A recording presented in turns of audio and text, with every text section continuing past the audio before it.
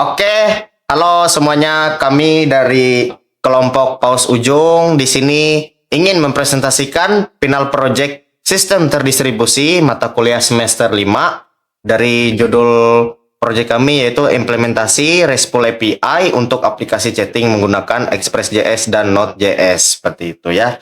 Nah, jadi sebelum melanjutkan ke dalam presentasi, kami perkenalan diri dulu dari ujung sana, Dika. Ya, perkenalkan, saya Andika Argia Fernanda. Perkenalkan, nama saya Robi Sanjaya. Saya Patrick Christian. Saya Fahriansyah. Dan saya Praja Nugrah Pratama. Oke, silakan menyaksikan presentasinya. Kan kami langsung presentasikan. Oke, saya pertama di sini untuk menjelaskan tentang RESTful API. Jadi yang pertama sekali yang saya jelaskan itu apa sih itu RESTful API? Nah, RESTful API itu adalah salah satu gaya arsitektur untuk membangun API gitu kan yang menggunakan protokol HTTP gitu seperti itu sebagai dasar dokumentasi. Nah, REST itu singkatan dari representational state transfer kalau nggak salah. Nah, dan dalam REST segala sesuatu itu dianggap sumber daya gitu karena REST gitu kan mengambil data resource lah yang dapat diakses gitu kan. Nah, jadi setiap endpoint itu memiliki suatu resource dan kita dapat melakukan operasi gitu kan pada resource tersebut seperti itu. Nah, kemudian dengan menggunakan metode HTTP standar, RESTful itu ada get, ada post, ada put, ada delete seperti itu. Nah, itu kalau secara umum gitu kan. Kalau dalam konteks project kami, ya kan?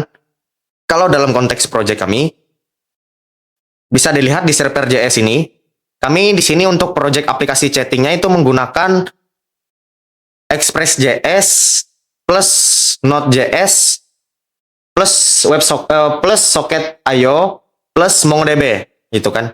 Nah, jadi kalau konteks API RESTful itu dalam project kami itu yang pertama ini ada API routers, ini post khusus login, ini post khusus login gitu kan. Nah, ini postnya seperti itu. Ibaratkan post itu kayak kita punya 5 loket berbeda gitu. Setiap loket itu ditangani jenis paket yang berbeda gitu. Misalkan dalam konteks kayak gudang paket lah gitu. Jadi kayak kita ini 5 ini adalah loket yang berbeda seperti itu untuk mengelola jenis paket yang berbeda. Nah, kemudian kalau di konteks mana ini? Kalau di konteks website kami itu di message.routes.js itu di router get. Nah, ini router get chat ID ini ibaratkan ambil paket yang masuk. Kemudian ada send message, ini ibaratkan kirim paket baru. Ini kayak merevisi paket yang sudah dikirim, ini untuk menghapus paket seperti itu. Nah, sesuai kan dengan RESTful, maka dari itu saya jelaskan dulu ya untuk program-program kami. Lalu saya lanjut menjelaskan yang kedua, apa sih kegunaan RESTful API gitu dalam sistem terdistribusi seperti itu kan. Nah, jadi kegunaan RESTful itu ya kan, yang pertama itu memungkinkan komunikasi yang terstruktur dan standar seperti itu kan antara berbagai komponen sistem yang mungkin berada di lokasi yang berbeda seperti itu. Kalau sejauh pemahaman kami sejauh ini API itu kayak data jadi dengan sistem yang berbeda bisa mengambil data seperti itu, mengambil data. Jadi dua lokasi yang berbeda atau dua sistem yang berbeda bisa menggunakan satu data yang sama itu. Nah, kalau yang kedua itu memudahkan integrasi sistem yang berbeda karena menggunakan protokol HTTP yang universal. Nah, kalau yang ketiga itu mendukung skalabilitas dengan desain yang stateless gitu sehingga memungkinkan penambahan server dengan mudah seperti itu. Nah, itu untuk kegunaan. Kemudian untuk kelebihan, kemudian karena menggunakan metode HTTP, RESTful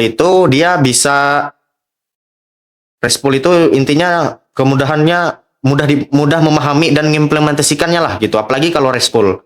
Kemudian untuk fleksibilitas dapat digunakan dengan berbagai platform, dapat digunakan untuk berbagai framework juga, berbagai bahasa pemrograman seperti itu kan. Nah, itu untuk fleksibilitasnya. Kalau scalabilitasnya, desainnya itu stateless. Memungkinkan server itu misalnya untuk kayak menangani banyak permintaan dari berbagai klien gitu. Jadi tanpa harus menyimpan stats. Jadi banyaknya permintaan. Jadi mereka itu nggak harus menyimpan data itu ke stats gitu. Mereka bisa langsung menangani kayak apa ya bahasanya, kayak REST dari klien itu loh. Nah, sehingga mudahkan horizontal scaling lah ibaratkan. Kemudian ada yang terakhir, kelebihannya itu interoperabilitas bahasanya. Itu data kayak dipertukarkan dalam format standar seperti JSON lah, yang didukung oleh banyak platform. Nah, jadi kalau RESTful ini kan JSON. Nah, jadi kita tahu sendiri JSON itu banyak platform yang mendukung gitu kan. Jadi datanya itu bisa mudah lah untuk di REST kayak gitu. Nah, itu untuk kelebihan. Sekarang kita masuk ke dalam kelemahan. Kelemahan itu overfetching dan underfetching lah, over dan underfetching. Karena RESTful API itu seringkali mengembalikan data yang tetap dalam struktur yang telah ditentukan gitu. Maksudnya kayak sehingga kadang-kadang tuh mengembalikan data yang tidak diperlukan gitu. Nah, itu untuk kelemahannya. Kemudian banyaknya request juga untuk RESTful ini mendapatkan data kompleks, misalkan terkadang itu memerlukan banyak request ke berbagai endpoint yang 4 tadi seperti itu. Tidak ada, kemudian yang selanjutnya itu nggak ada standarisasi yang ketat lah untuk kelemahannya. Meskipun ada prinsip-prinsip REST, implementasi itu bisa berbeda-beda antar developer seperti itu. Nah, kalau dalam konteks project kami, yang pertama itu, kelebihan yang pertama dalam konteks project setting kami ini, itu ada di bagian out middleware.js, ya kan?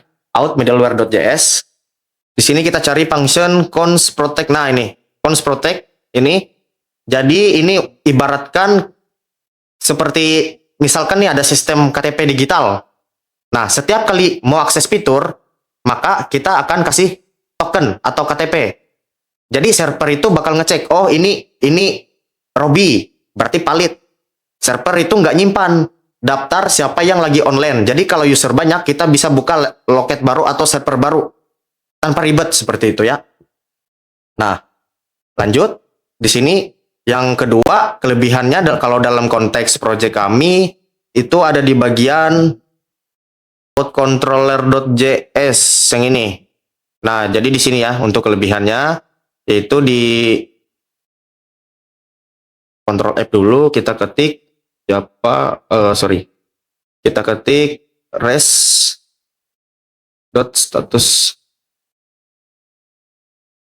status. Nah, ini REST status 200. Nah, ini kayak gini lah contohnya REST status 200 JSON seperti itu ya untuk kelebihannya. Kenapa?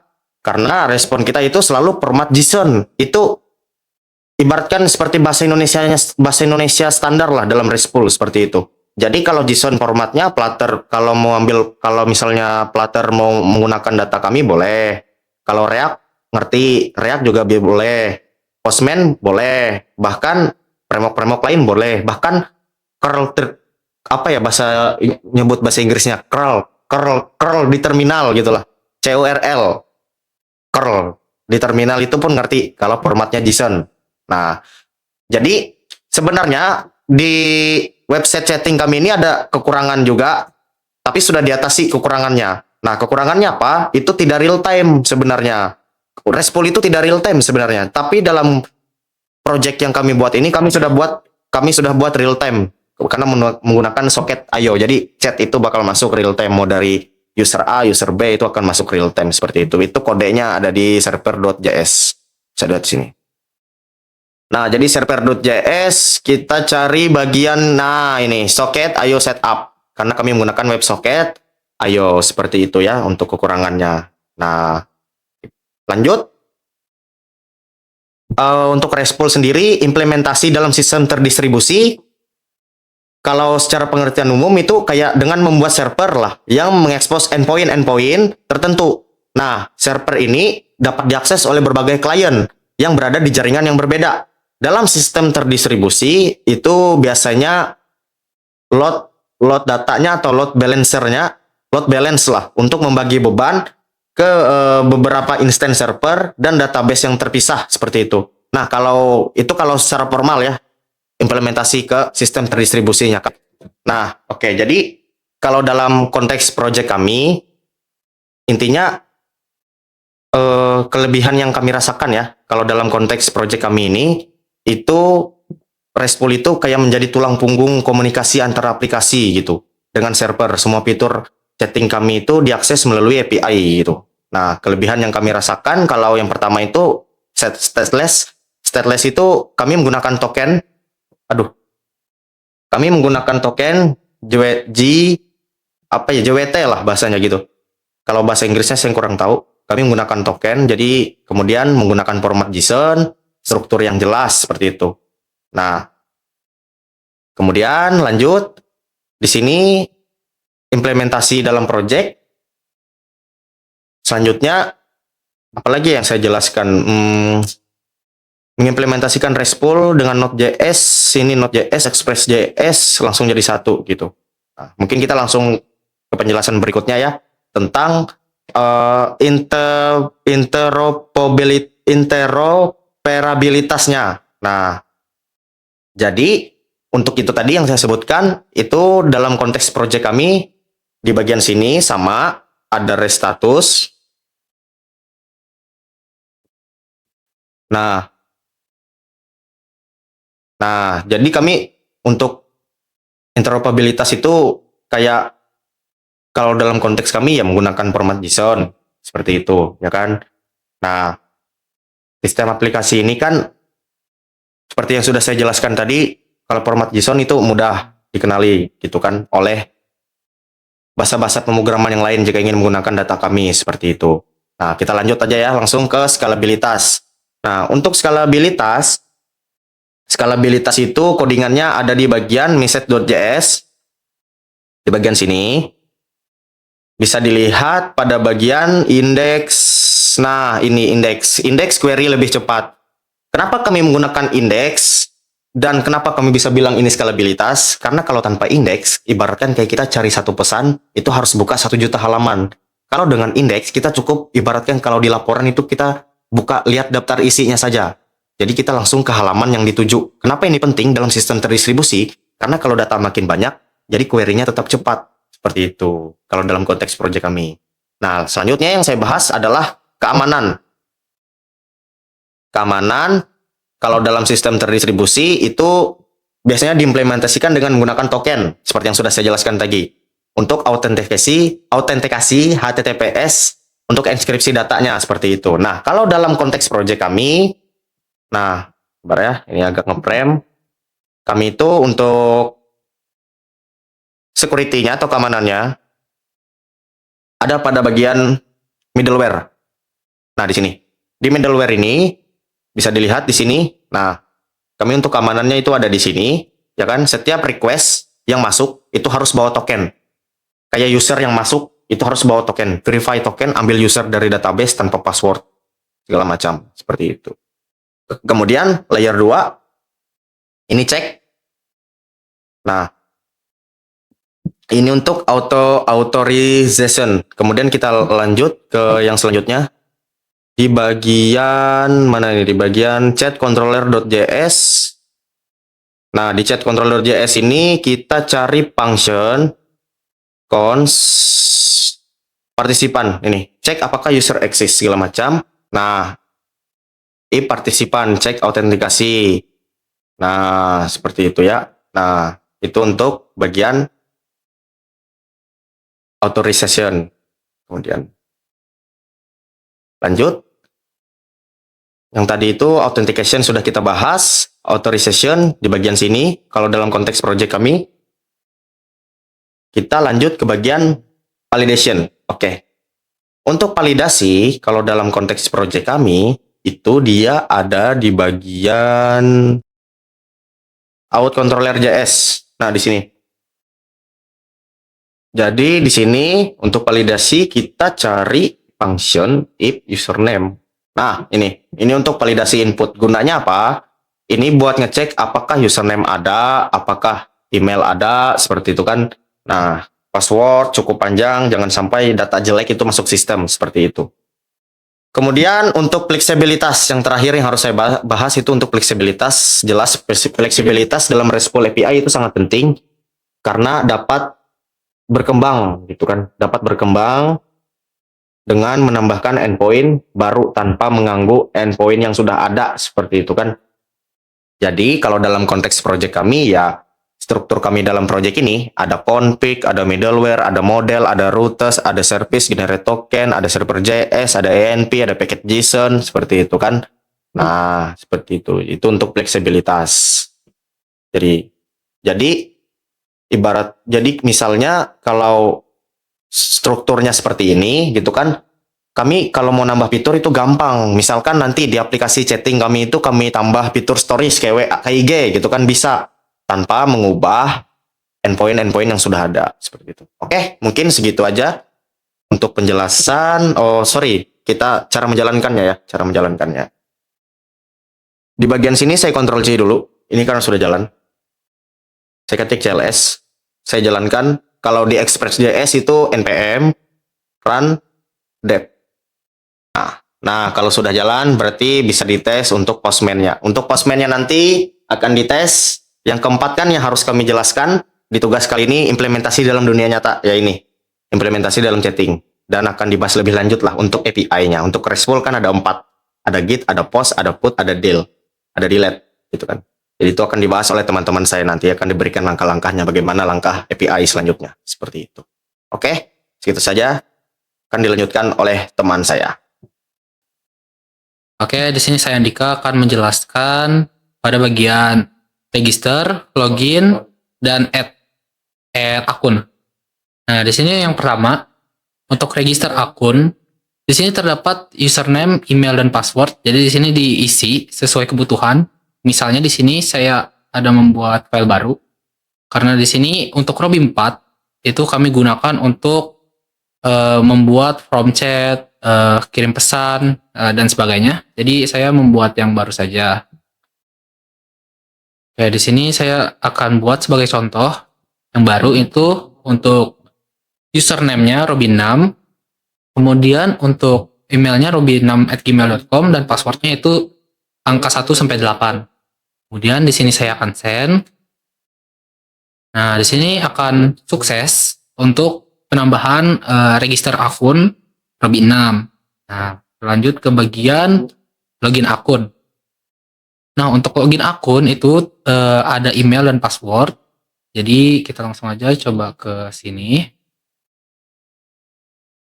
Nah, di sini untuk API-nya untuk register itu masuknya ke out register, sedangkan untuk login itu masuknya ke out login. Oke. Lanjut kita masukkan email yang tadi dari register. Oke, kita tunggu. Nah, di sini ada robi6@gmail.com. Kemudian kita copy. Kemudian kita masuk ke bagian login lagi. Kita masukkan email. Nah, kemudian kita tinggal send. Maka di sini akan masuk yaitu login sukses. Di sini ada beberapa parameter yaitu ID, username, email, avatar, friend code, bio, status, dan token. Oke, kita langsung aja ke bagian ini. Oke, kita logout dulu. Kita masuk ke bagian ini Robin6 ya tadi. Copy lagi. Kita masuk ke bagian web. Untuk emailnya tadi Robin6, passwordnya 1 sampai 8. Nah, login sukses. Kemudian di sini akan tampil Robin6 ya. Nah, di sini belum ada teman, jadi kita perlu menambahkannya. Oke, lanjut. Untuk cara menambahkan oke, kita lanjut ke bagian Raja add akun Robi ya. Nah, jadi di sini kita memerlukan friend code dari akun yang pengen kita tambahkan. Jadi kita akan coba tambahkan ya dari bagian login akun. Kemudian kita ambil di sini ada yang namanya friend code, kita ambil. Kemudian kita akan balik ke akun ya, penambahan akun. Kita masukkan friend code-nya. Oke, kita pastikan, kemudian kita send. Nah, maka akunnya akan tertambah sebagai teman baru ya. Kemudian untuk header, di sini ada value yang bernama barrier. Jadi kita perlu mengambil ini dari akun Praja gitu ya.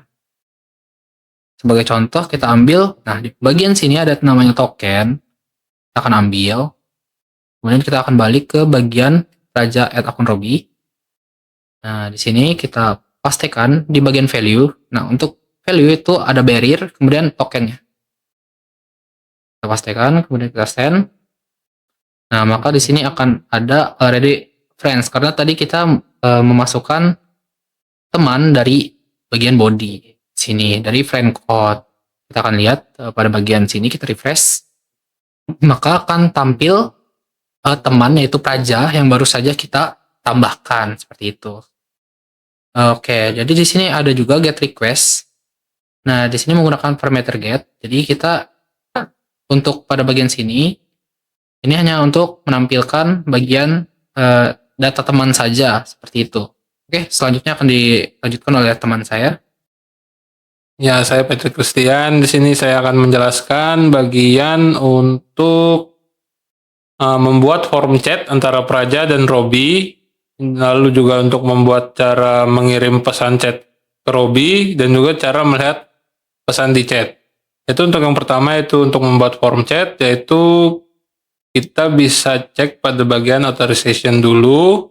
Lalu untuk bagian ini kita harus memasukkan token milik Praja. Ya, kita copy ini tokennya Praja. Lalu kita masukkan ke sini.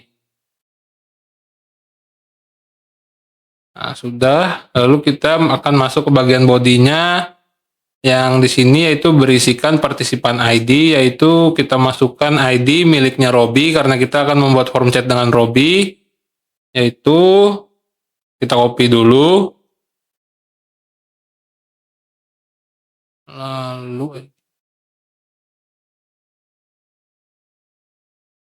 Lalu kita masukkan. Nah, jadi begini, dan yang untuk ini yang digunakan yaitu bagian chat individual. Itu kalau sudah selesai kita send. Nah, di sini terlihat chat already exist karena sudah dibuat sebelumnya. Jika belum ada form chat yang terbuat, maka dia akan terlihat bahwa pembuatan form chat itu sukses. Lalu untuk cara mengirim pesan, itu kita akan masukkan chat ID dari form yang sudah kita buat tadi, yaitu yang ini di bagian sini. Kita copy, lalu kita masukkan di sini. Ya, sudah dimasukkan. Oh ya, maaf, ada yang ketinggalan, yaitu untuk bagian authorization sama seperti sebelumnya yang dimasukkan yaitu token milik Praja. Dan yang di bodinya ya ini untuk mengirim pesannya. Kita akan coba misalnya kita ganti isi pesannya, yaitu misalnya halo Robi Praja di sini. Kemudian kita send. Lalu akan muncul pemberitahuan seperti ini, yaitu message sent successfully. Ya, lalu kita akan lanjut untuk bagian lihat pesan di chat.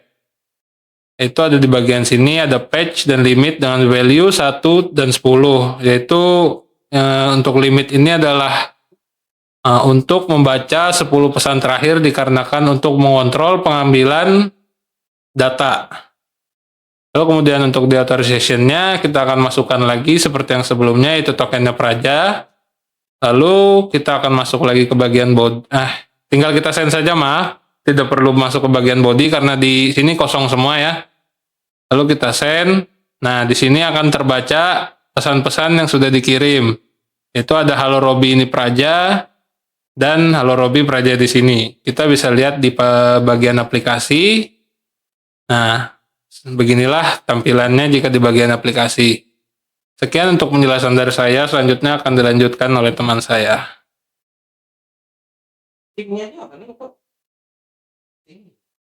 Ya, saya akan melanjutkan penjelasan dari teman saya sebelumnya. Itu saya akan menjelaskan tentang edit pesan, hapus pesan, dan juga upload media. Pertama-tama saya akan menjelaskan edit pesannya. Nah, di sini saya akan memasukkan misalkan pesannya, karena sebelumnya tadi pesannya itu pesan sudah via Postman, saya akan edit menjadi Nairobi.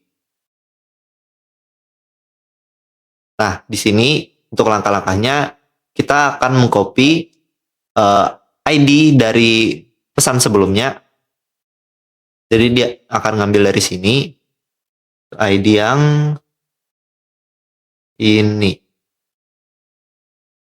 ID ini kita copy, lalu paste di sini.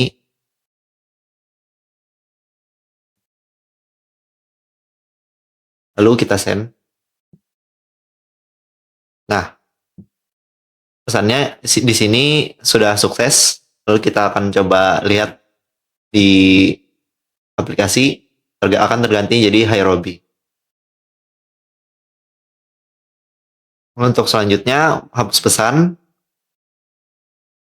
Langkahnya mirip seperti tadi, kita tinggal mengcopy ID dari chat tersebut. Nah, saya akan menghapus pakai copy ID yang ini, lalu pastekan di sini.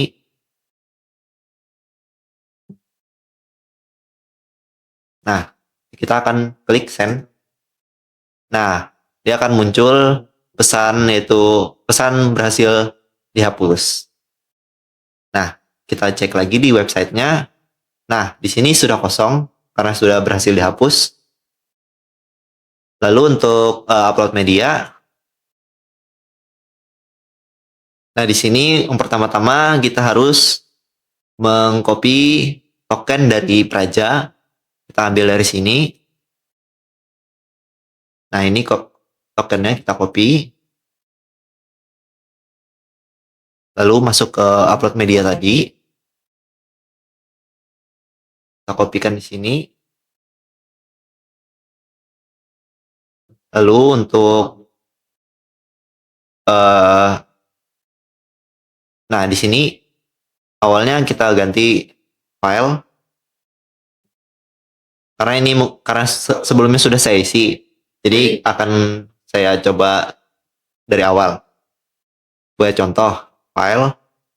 Lalu di sini saya akan coba upload file yang lain.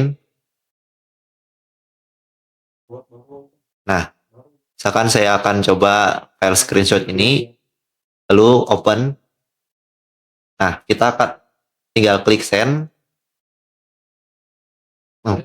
Nah, di sini karena belum saya centang, jadi pesannya ini belum terupload, yaitu filenya belum terupload. Nah, akan saya coba ulang lagi.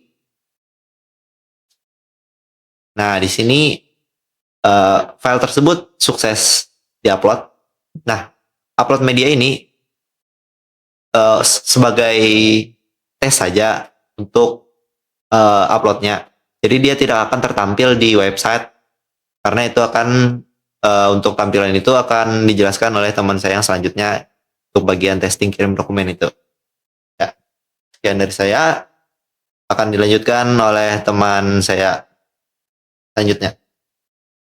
Oke, di sini saya Robi akan melanjutkan penjelasan dari teman saya Fahri. Tadi Fahri dia menjelaskan tentang Postman dengan API upload, di mana upload media ini hanya sebagai testing apakah API kita ini bisa sukses atau tidak di dalam sebuah sistem. Nah, saya di sini hampir sama persis kayak upload media tadi, cuma ini lebih ke jalan ke dalam project kami dalam sini. Lalu untuk langkah yang pertama kita authorization dulu dari token admin kita, yaitu Praja. Kita masuk ke login Praja, kita ambil ini, ada token ini, kita copy saja di sini. Kita copy, lalu kita balik ke testing kirim dokumen, masuk ke sini. paste. Oke, lanjut kita langsung ke headers. Sini kosong saja, lalu kita masuk ke body. Body kita ngambil di sini ada chat ID, type, content, file name, and file size. Chat ID kita ambil dari di sini sebagai testing Praja kirim pesan chat ke Robi. Kita klik. Yang mana kita akan ngambil chat ID di bagian sini. Kita blok saja ini, kita blok. Lalu kita balik ke testing kirim dokumen. Karena ini sudah sebelumnya kami coba, anggap saja ini simulasi. Udah, lalu type image, ini skip aja, lalu ke konten. Konten ini ada di bagian HTML localhost 500. Plots PNG. Kita balik ke sini lagi. Kita lihat source gambar yang dikirim tadi.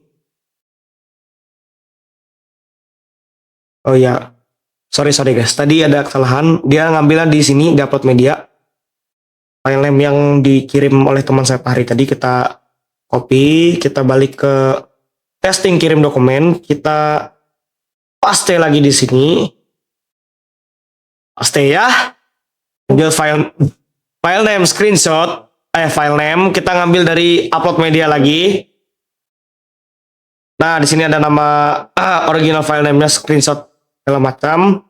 Lalu kita copy, balik lagi ke testing kirim dokumen. Dan seterusnya kita paste lagi, dan file size-nya kita sesuaikan juga dengan yang ada di upload media tadi 32512. Kita copy, kita paste. Nah, ini sudah. Lalu kita langsung send saja. Nah, di sini ada indikator bertuliskan true, yang dimana pesan ini sukses. Kita bisa melihat tampilannya di sini. Nah,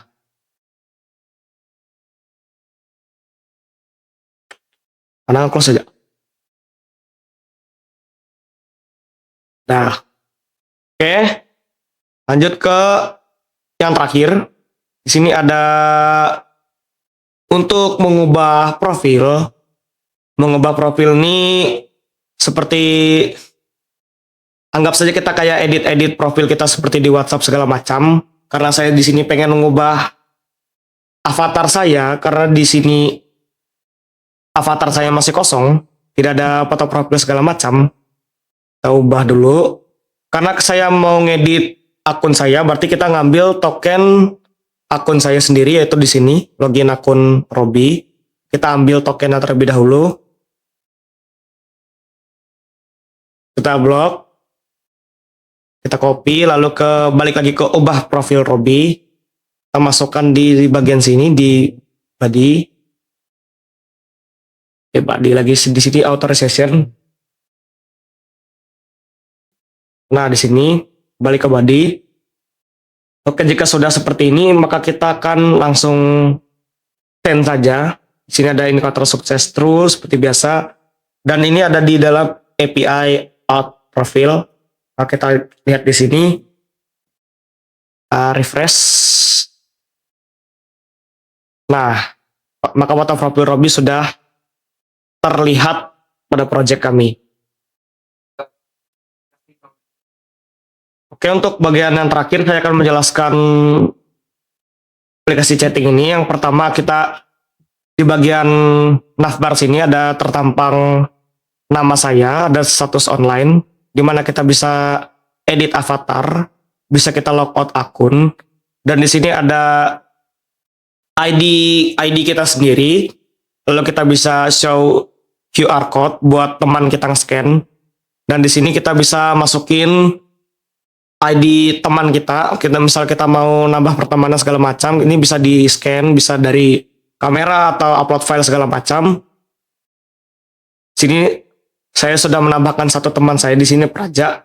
Lalu untuk selanjutnya kita juga bisa ngedit pesan ini dengan klik kanan. Kita bisa edit sini. Oke, nah kita bisa edit. Lalu kita cek di sebelahnya. Nah, tuh kelihatan kan sudah sudah teredit di situ. Lalu kita balik lagi ke Robi. Kita coba di sini klik kanan, lalu kita hapus. Oke, kita balik lagi POV Praja. Nah, maka di situ pesannya akan terhapus. Oke, sekian saja penjelasan dari saya mengenai aplikasi. Dan saya pamit undur diri. Terima kasih. Thank you. Oke, sekian presentasi dari kami. Atas kurang lebihnya kami mohon maaf. Dan untuk kesimpulan, begitulah kira-kira untuk praktikum RESTful API menggunakan get, put, post, dan delete seperti itu ya. Nah, semoga dengan adanya proyek ini menambah ilmu kami lagi ke depannya untuk lebih memahami apa itu API ya, seperti itu. Nah, kami tutup presentasi kali ini. Kami dari kelompok Pos Ujung pamit undur diri. Selamat Natal dan Tahun Baru. Tahun baru 2026. Ya, thank you.